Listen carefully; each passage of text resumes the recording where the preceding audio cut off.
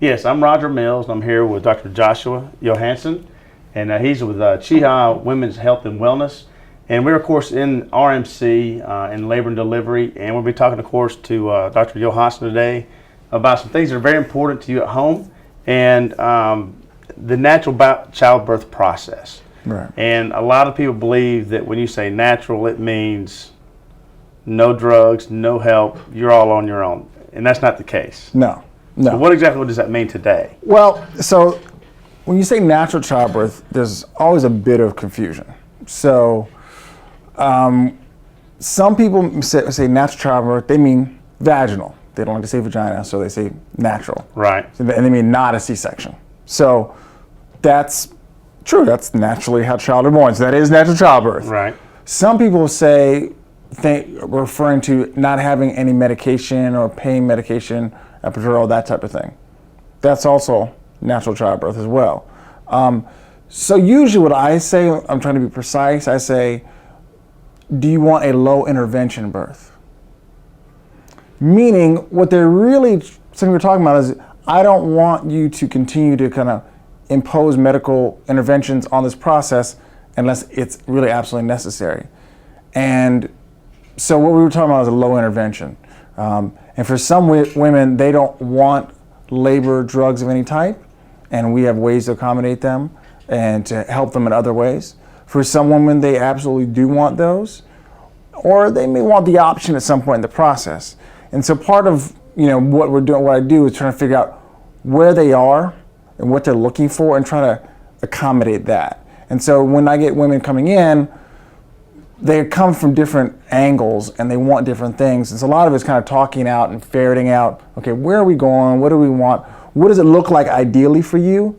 And then how do I prepare you to get there? Because for some of these, you really have to be a little more prepared for them than others. Sure. I've got to imagine with each female wanting a different type of childbirth, whether it be completely natural and non-medical or natural with some medical assistance. So those two fashions. How often in the middle of birth process does that whole thing change? I've found when you prepare well, not that frequently. Wow. If you wing it, very frequently. Very frequently. So I can imagine. I always tell people, look, if you want something, let's prepare for it. Let's not wing it. Because, just like anything else is important to you, you kind of get the steps and process. And part of that is because it is, something that's a completely foreign experience for most people. They've never done it. They've never seen it. There's a lot of trepidation involved. That's when you kind of have to be prepared. Like anything else that's a little bit chaotic and a little bit new and a little bit potentially frightening, being prepared matters. And so what I find is when we have all the ducks in a row, we can be there. And it also helps me because if I know that, okay, this is what you want, I'll come in, and when you're in that moment, because every woman's going to have a point on what she's breaking. It's going to happen. Everyone has a break point. And a lot of times their break point is right before they're about to succeed. Right? So right before the baby's really going to come, it gets really intense. Yes, yes. Right? Yes. And if this is a woman who's prepared herself and has for a long time wanted this, sometimes what they need to know is that you're about to be there. Because some in their mind are thinking, I can't do this for another 4 hours. And they need to know, we're not talking 4 hours. We're talking 4 minutes. Can you do it for 4 minutes? Can you do it for 15 minutes? And a lot of times the answer is, yeah, I can do it for 15 minutes. I can do it for 4 minutes. I can do it for 20 minutes. But in their mind, they thought it was 4 hours, 5 hours from now. And really, that's not what we're talking about. So a lot of times that point in which they feel the most like they can't do this is the point in which they're actually doing it. Now, what happens a lot of times in other people's scenarios is if the people taking care of you want something, you do something else, the moment you say uncle a little bit, they jump all over that. You're like, oh, I knew you'd break. Boom, let's get it. Let's do what I wanted to do in the first place. Let's get all that stuff. Wires, please. Let's get all that stuff in. Because that's what they wanted to begin with. But if their goal is, yeah, I'm going to support you in the birth that you wanted, when you waver, Look, remember, this is what you wanted. We can always change, but this is what you wanted, and we're not that far. That's a whole different conversation. So it's more like a birth coach. Pretty much. Wow, that's unique. Yeah, it's a lot more. I try not to use too many sports analogies, but it seems that all the sports analogies kind of come naturally because it is much more like coaching. You know, to use a football analogy, since we're in Alabama, if you're on the 5-yard line, right, and you think you have nothing left, you're still going to give it one more go. If you're on your own 5-yard line and you have nothing left, like, take me out. I'm not. Right. I can't do it. Right. I understand that. You know, so Sure. it depends on where you are. Sure. You know, because most of the time we have nothing left. It's kind of like your gas tank. It's on E, but there's a little bit of gas left. There's a little bit more in there. Right. You know, and so a lot of us have a little bit more left in our tank. Right. Out of, say, 10 women, say we'll take the last 12 months, because I know it changes as time goes through. How many of those women are now asking more and more for natural childbirth, or what's considered medical assisted? Or low intervention, or whatever they're kind of coming to terms with it as.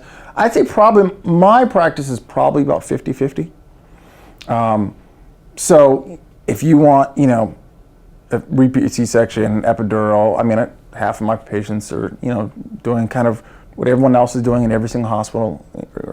And what the other half are kind of asking for, you know, something that's much harder to find in this area, which is, you know, some low intervention style of birth. So my practice is like 50-50. Now that's really different than the average practice, which, you know, the number of people who are asking for and especially achieving a low intervention or a natural childbirth is probably single digits. Wow. So it's a big difference because a lot of people seek me out because that's what they want and they know that they can accomplish that here. But there's a lot of women who, they just want to have a baby. You know, they don't have any problem with, you know, an epidural and the whole shebang, and they don't want any of that, you know, that stuff, and that's totally fine too, and we can totally accommodate that. But part of the reason I can accommodate both is because it's not my birth plan, right? Right. Right? So I'm not here to tell you how I'm gonna do it. I'm here to figure out, well, what are you trying to do and how are we trying to get there? And so it's a different combination. And so that's why I can accommodate both times. Which is unusual. So if y'all are looking for someone that's really diverse and looking at it from your plan, not necessarily the physician's plan, am I right on that?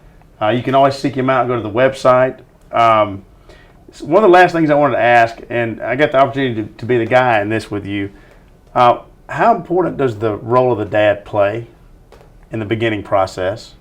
It's key. It's key, right? I mean, the mom and dad are a team, right? The woman and man, they're a team, right? And, you know, if one player on the team doesn't want to win, then it's going to be a rough go.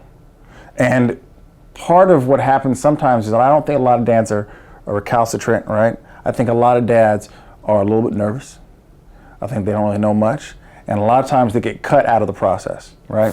They go to the prenatal visit and they never address them. They're just like a non-entity, right? Yeah. Or they, you know, there's no real classes for them to go to, you know, like, oh, read this book.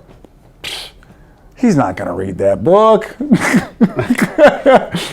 Let's cut to the chase, you know? And so I know that for a lot of my dads, they want it short, sweet, and to the point, you know? And their wife may want a more catalog-ish, you know, version, because they want all the details, and they're also, you know, they're the key player. They're the ones who's pregnant, so you know it's a little different. But for the dad, they always want to get, they want to be included. They need some classes where they can be welcomed and kind of be included. They need prenatal care where they can be included. They can ask questions if they want to too, you know. And they might have totally different questions, and I find often they do.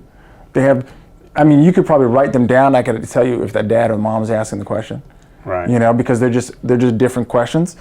And they're both valid, and sometimes the question of one's helps bring out something for the other person, and so it's a whole team process. And so I think that you kind of have to, if you want that to go well, the dad is part of that experience, and you can't like cut them out of that experience.